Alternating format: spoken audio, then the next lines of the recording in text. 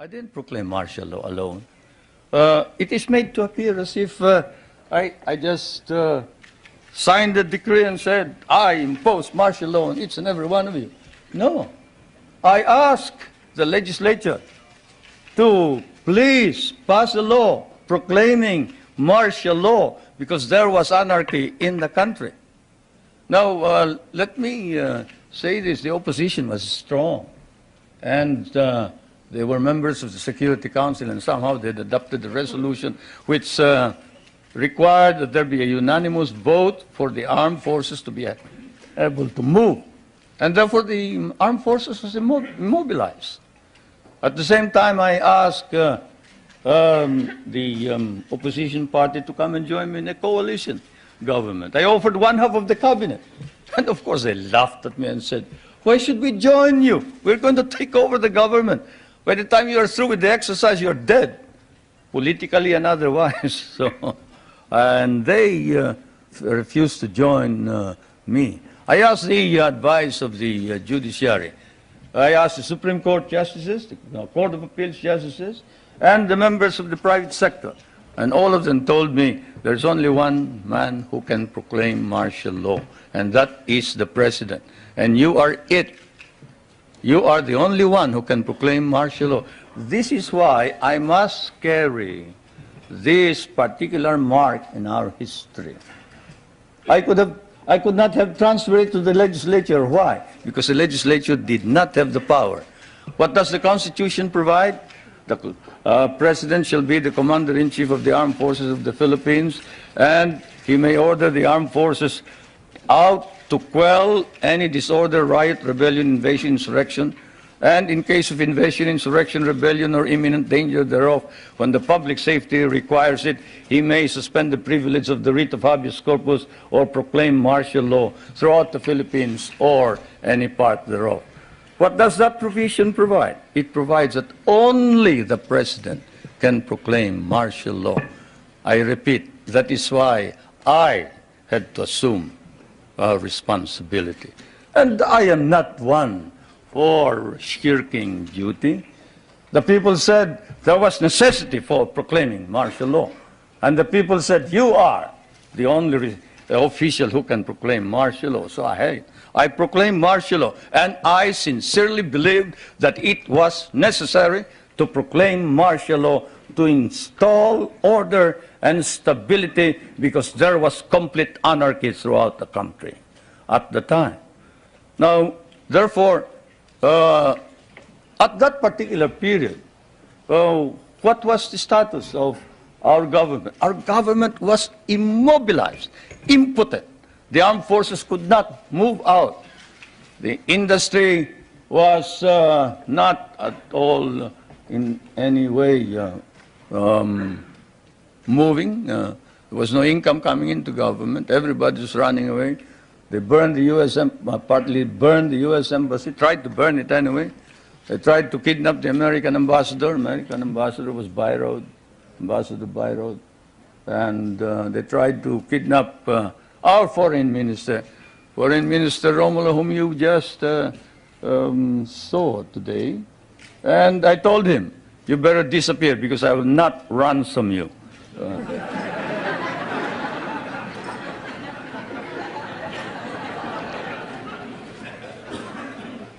But whatever it is, they burned the Manila International Airport, they bombed the Supreme Court, they bombed the Constitutional Convention, they bombed the City Hall, they burned part of Malacanang Palace, they attempted to kidnap my children, they attempted to kill the President 8 times. There was, of course, an attempted assassination against the First Lady. You all know about that. And this required that I immediately act on it, and so I did. Now, we established land reform. We were fighting a group known as the Hukbalahap, Hukbong Nagpapalaya ng Bayan. It was socialist inclined. It was leftist. But they were friends of mine because we had fought in the Second World War together. And so I approached them and I said, look, I'm going to establish land reform. If you're fighting for land reform, against the feudalistic agrarian system, then you must join me. And they did. I want to introduce to you the leader of that rebellion, who is now present and is a part of the government, Mr. Luis Taruk.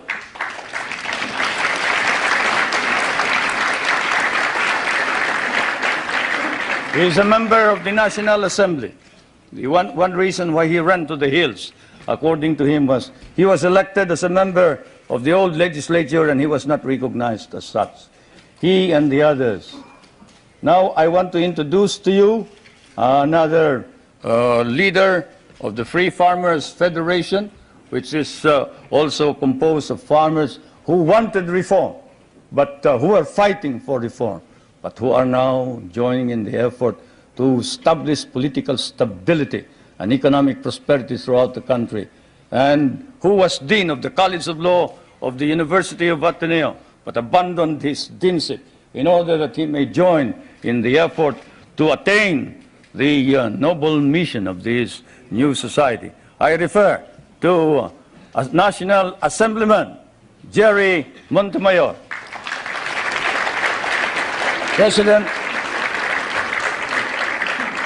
President of the Federation of Free Farmers of the Philippines. I would like to introduce also to you a young man who was very active against the government in 1972 and who paraded around the streets raising the flag of the Communist Party and organized the Kabataan Makabayan, which is the red organization of the youth. And this man is Nilo Tayag. Is he here? Anyway, he is somewhere around here. But they have all joined, all these activists, to prove to you that all these stories about our being oppressive against our enemies and our friends, they've all joined the government to help reform and drive out all the corrupt people in the government. We have an ombudsman. We are the only country with an ombudsman. You know what an ombudsman is. He's the officer who watches over the corrupt officials of government. And this man has charged more than 1,000 officers and employees and sent most of them to jail. Is Justice Pamaran here? He must be somewhere around. Where's Justice Pamaran? There's the ombudsman.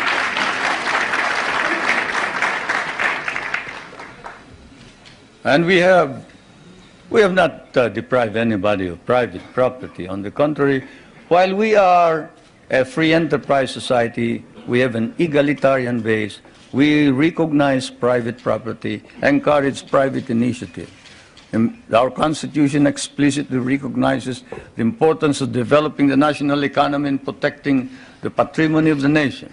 In line with this, a National Economic and Development Authority has been created for the purpose of planning and coordinating economic development plans. I chair that Economic Development Commissioner. Now, I did not come all the way here to recite these basic facts to you, but it is best that we wrote this at once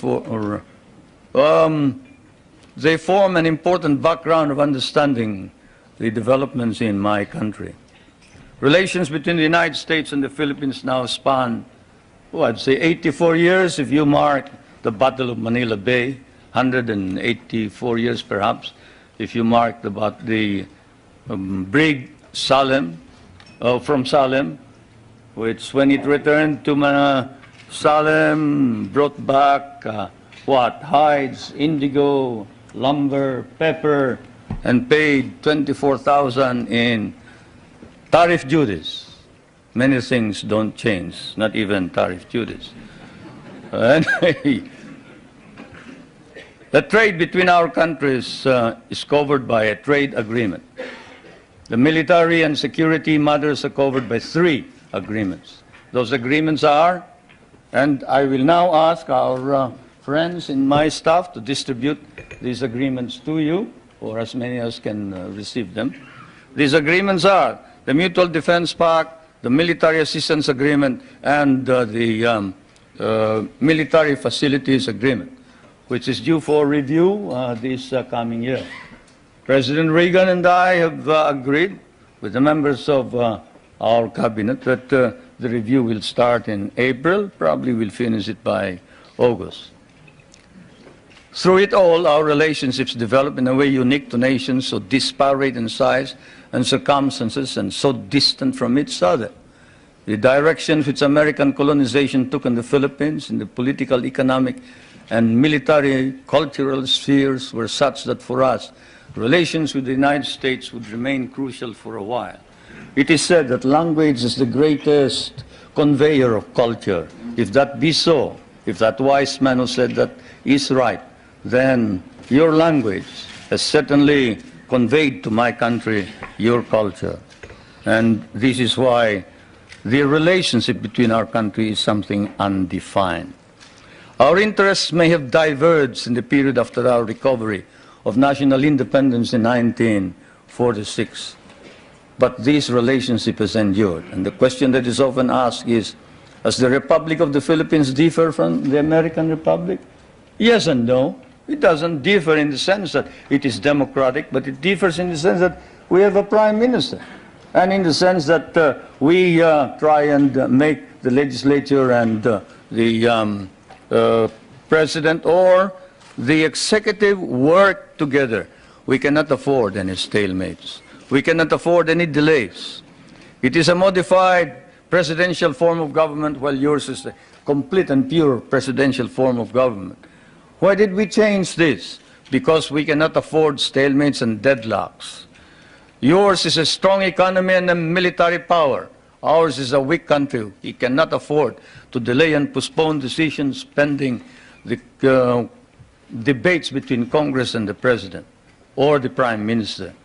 The poorer third world countries cannot.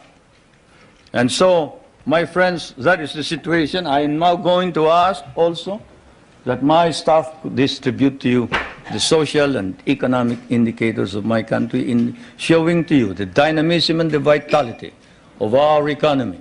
We have changed our economy such that we hope to be able to be self-sufficient. We were importing rice before. The last time we imported rice was in 1976, 77. We paid $500 million for that price. Today, we are exporting rice to our neighboring countries. And the per capita income was about $200. Now, it is more than $800 per capita income. The gross national income has increased 5 times. I need not go any further. I'll wait for the questions, and now I am ready for interrogation.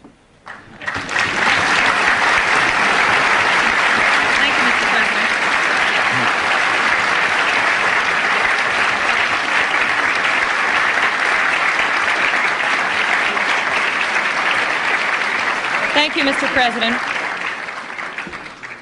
Please give us details on your meeting with President Reagan. Did you seek any firm commitments? Did you get them? Well, a firm commitment as to when we are going to review the basis, yes. A firm commitment that a mechanism be set for the study of our economic problems, yes. Because, as you know, the reason we have a deficit in our balance of payments is the commodity prices went down because of your domestic deflationary policies, your interest rates. But all of this can be worked out, and so it has been agreed. Secretary Reagan of the Treasury is going to meet with our foreign minister, who is also prime minister, regularly. The next meeting is next November, I think. So we have worked that out. The national security matters will be worked out by the defense minister. The 2 defense ministers are also meeting in November. Those are the specific ones. We have also entered into a tax agreement and air agreement. This afternoon, tomorrow, there will be some kind of agricultural agreement. As you know, we have one of the most modern and biggest concentration of agricultural and natural scientists in Asia. This is in Los Baños, the University of the Philippines. And we have biogenetics, we have plant engineering, we have, name it. You remember that the International Rice and Research Institute is based there, and that it was the one that produced the new type of rice which produced the rice green revolution. And we help your scientists produce the corn that can fight mildew. When your scientists could not produce it, we did. That center is going to be developed. We are also hoping to be able to exchange technology on non-conventional energy and other matters. It has been reported that your government will seek $2 billion in rent from the U.S. for the Philippine bases. Is this an accurate report? No, it is not. We have never talked about figures. Louder and clearer. We can understand the question. The question was, is it correct that we have demanded $2 billion in the rent? The answer is no. We haven't quoted any figure. What we have asked is this. We want a study. What is it that is necessary in order that we can perform our job? You and I know that if the Philippines is attacked, the United States is not necessarily bound to immediately react, because the provision of the Mutual Defense Pact is that you will immediately take steps as is necessary to meet the contingency in accordance with your constitutional processes. What does that mean? That means that you go to the Senate and the House of Representatives. What does that mean? That means delay while we are dying there.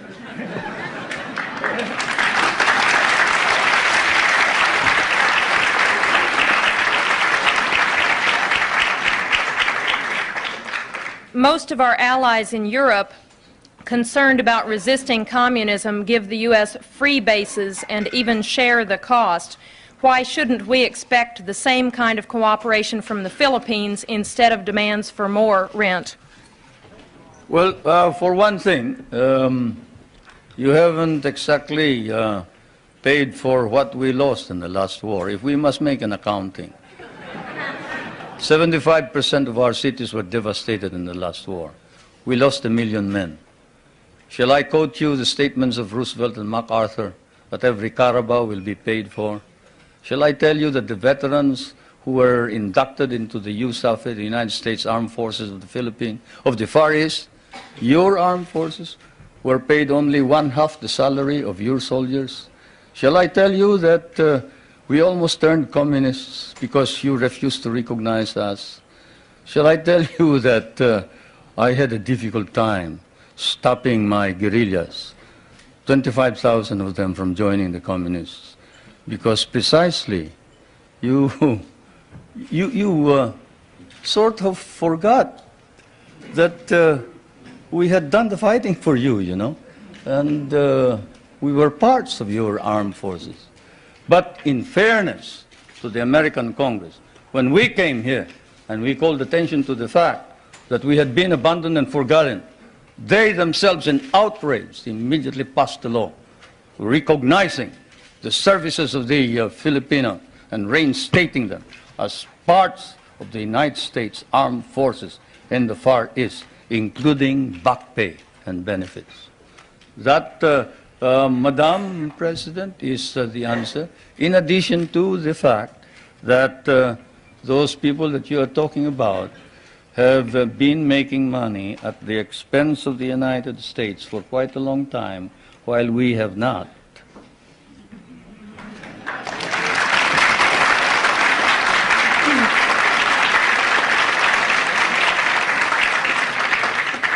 After the attack on Pearl Harbor, U.S. bases in the Philippines could not be defended. Why should we expect that in another war these bases would be more reliable? That's one of the questions that I wanted to find out.